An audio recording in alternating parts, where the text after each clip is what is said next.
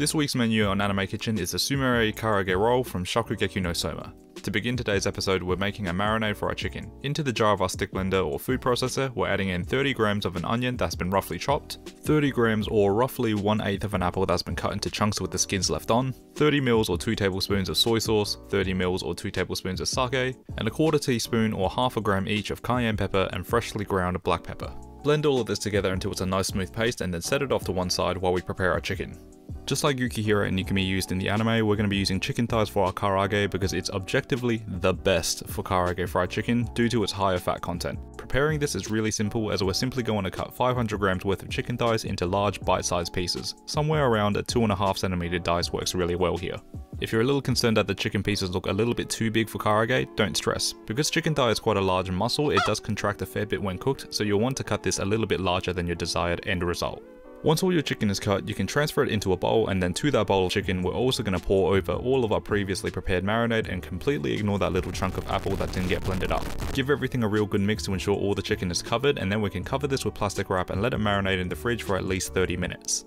While our chicken is marinating in the fridge, let's get to work on making our wrappers, which in the anime were very similar to Banh Xeo, which is a Vietnamese savoury crepe. To make a basic Banh Xeo batter, we're combining 100 grams of all-purpose flour, 100 grams of rice flour, 1 teaspoon of turmeric to help achieve that lovely yellow colour, and then we're just going to season the dry ingredients with a few good twists of salt and freshly ground black pepper. Whisk all the dry ingredients together until well combined, and then we're going to add in 1 cup or 250 ml of water and 4/5 of a cup or 200 ml of coconut milk. Whisk everything together until no lumps remain and you're left with a smooth and thin batter that just barely holds its form when streamed off of a spoon. Once you're happy with the consistency of the batter, we can head over to the stove. Turn your stove onto a low heat and begin preheating a frying pan with just a splash of vegetable oil. Let the oil heat up until it's nice and shimmering, and then we're going to add just enough Banh Xeo batter to coat the bottom of our pan. And if you need to, just swirl the pan around to ensure that the batter is being spread around evenly. Then once the batter is in, we're just going to let this cook over a low heat for a couple of minutes or until the edges begin to curl up around the edges. At that point, we can add in a little bit of sesame oil around the edges of our Banh Xeo and allow it to continue to cook until it gets nice and crispy around the edges. Then once the edges are crisp, we're going to quickly but carefully flip the Banh Xeo with a spatula and let it cook for another minute or two before transferring onto a plate and keeping it warm in a low temperature oven.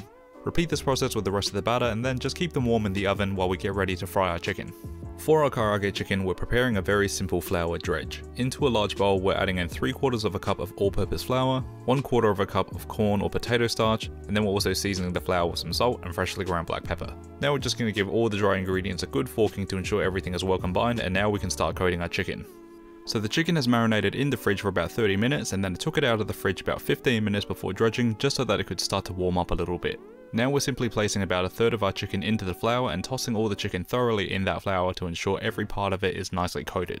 Once the chicken has been thoroughly coated, we're just going to shake off any excess flour from our karaage pieces before transferring the coated chicken into a tray. Repeat this dredging process with the other 2/3 of your chicken and then we can move on to frying.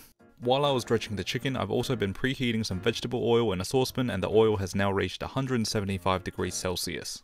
With the oil up to temp, we can begin frying our chicken in batches. Add in just enough chicken so that about half of the pan is filled with meat. This ensures that you never overcrowd the pan too much and also prevents the oil temperature from dropping too drastically. And of course, make sure that you're laying the chicken away from you into the oil so that way you don't burn yourself with blisteringly hot oil, because that's just not a fun time.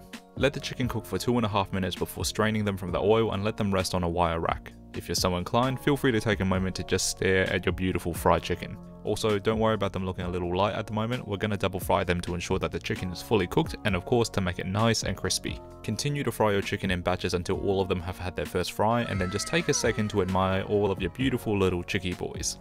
Now that all of our chicken has had their first fry, we're just going to add our chicken back into the oil again in batches for another 2.5 minutes to really crisp up that shell and give them a beautiful dark golden brown exterior. Now, I may not be a religious man, but if heaven does exist, this is exactly how I think it would look like. Or I could just be really hungry, so let's just quickly make a sauce and start assembling. For our karaage roll sauce, it really couldn't be easier. Into a small bowl, we're adding in 1 tablespoon or 15 ml of fish sauce, 3 tablespoons or 45 ml of hot sauce, I'm using sriracha but use whatever hot sauce you like, 1 tablespoon or 15 ml of fresh lemon juice, and 1 tablespoon or 15 ml of honey. Give that all a good tiny whisking until fully combined, and now it's finally time to assemble and eat some fried chicken. To construct a karaage roll, we're going to begin by placing a small pile of leafy lettuce or other salad greens to the top of the Banh Xeo. Then, if you feel so inclined, you can scatter over some coriander leaves. As we all know by now, coriander is something that you either love or hate, so if you hate it, just don't put it in. Then for the main event, we're adding in some fried chicken. How much you can fit in will depend on the size of your Banh Xeo and also how well you can wrap stuff, but generally I found that 4 to 5 pieces works quite well for a portion. Finish this off by dressing the chicken with a good amount of that chili fish sauce, and now we can wrap this guy up. To make this look straight accurate, you're simply going to fold the bottom of the wrap partway up to the center before folding one edge of the Banh Xeo across to the center and then folding the other edge to the center, ensuring to overlap the folds. And here you have the Sumire Karaage Roll from Shokugeki No Soma. I absolutely love karaage, so I'm really excited to try this one out today. But first, the Banh Xeo can be a little bit oily, so if you're like me and hate having really messy hands, consider grabbing this with a paper towel first. And now let's just take a big old bite out of this and see how we did. And I think this turned out fantastic. If there was a single recipe that you had to make from Anime Kitchen at the moment, right now, this would be my #1 recommendation. The chicken is super crispy from the double frying process, and just to make a point, listen to this. If that isn't the sound of pure joy, I don't know what is. The meat is super flavorful thanks to the marinade adding plenty of sweetness, saltiness and more umami flavors to the chicken, and on top of all of that, it's still super juicy and tender thanks to the thigh meat having more fat content than white meat. Both the salad and the sauce play important roles in this wrap as well, as the salad provides freshness while the sauce provides a nice acidic heat, and both of these components are really helpful in cutting through the fattiness of the karaage.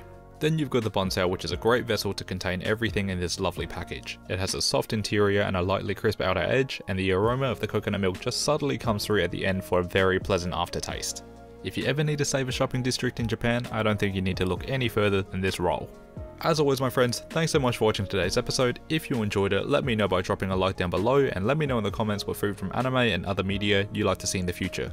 Subscribe to the channel for a new episode every single week, and until then, pull up a chair, unfill that napkin, and I'll see you in the Anime Kitchen. Cheers.